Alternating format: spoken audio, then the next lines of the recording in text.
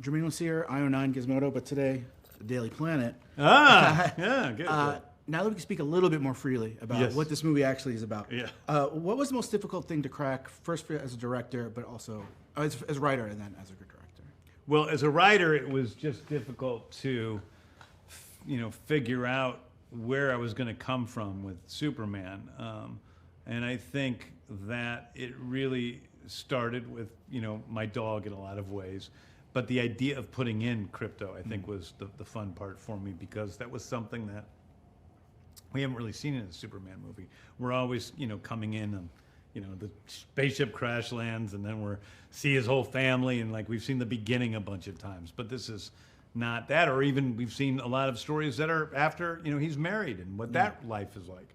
But I wanted to see him in a different piece of his life, and I also wanted to bring the joy that I felt reading DC Comics as a kid into the movie, and entering DC Comics and seeing it wasn't only Superman and his parents and the farm and other people. It was flying dogs and, kaijus and, robots and monsters and, magic and sorcery and all these other things. And I wanted to bring that magical world to movies. Yeah.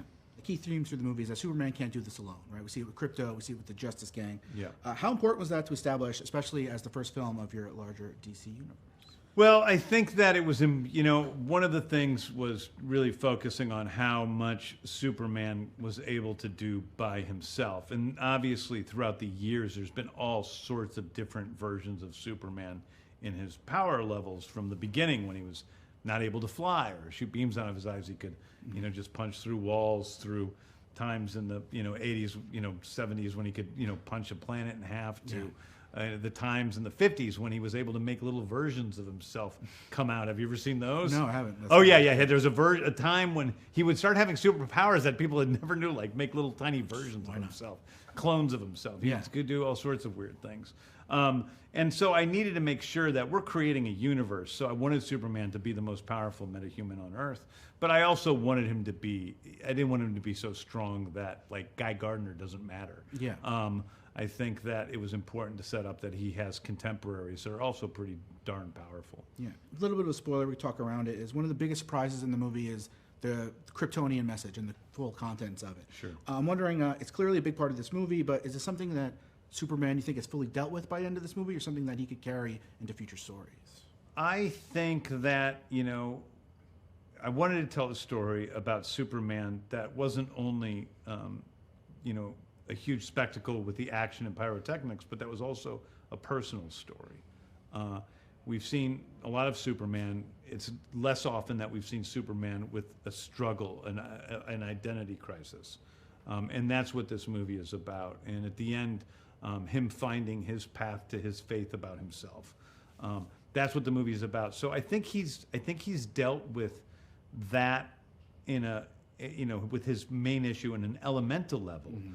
But there's always residual problems. There's always residual feelings. And just because you've dealt with something logically doesn't mean emotionally you've fully dealt with it. Yeah. So I think that's where he's at. Okay. We obviously had Creature Commandos, but this is the first biggest piece we've got of what your plan is with Peter. So once people have seen this, what do you think this movie says or sets up, not specifically, but overall, tonally, whatever you want, about what you guys are actually planning? Like, once we have this piece, what does it say about the future? Boy, I think that it's that all the characters are incredibly important to us. I think that this is a whole universe that is different from our universe. This is not Earth, and then superheroes have been thrust into it. This is a world in which we see giant imps in the background underneath the city, and it's not the most unusual thing you've ever seen before. So I think you learn a little bit about the DC universe, but I also think that it also leaves a lot of room for surprises. I think that one of the things that I was excited about doing with DC is creating a reflection of some of the great graphic novels in DC, which are very tonally different from each other, which have different artists and different writers. Things are subtly different.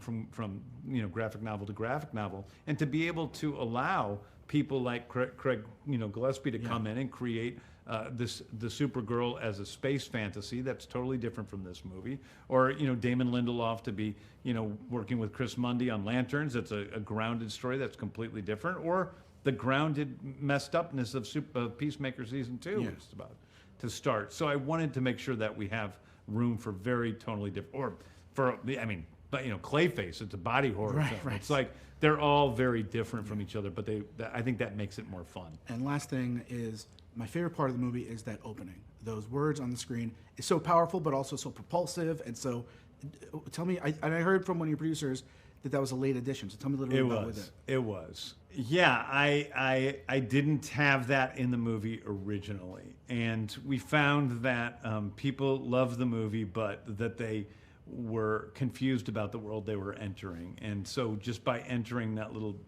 putting that little bit of text, which is definitely inspired by Star Wars. Mm-hmm. You think about Star Wars and it's like, yeah, there's all this crazy stuff happening, but you have that scroll at the beginning, and it didn't really bother me as a kid. I liked the scroll. So it's just kind of setting the tone for what this universe is, so that people feel a little bit more settled.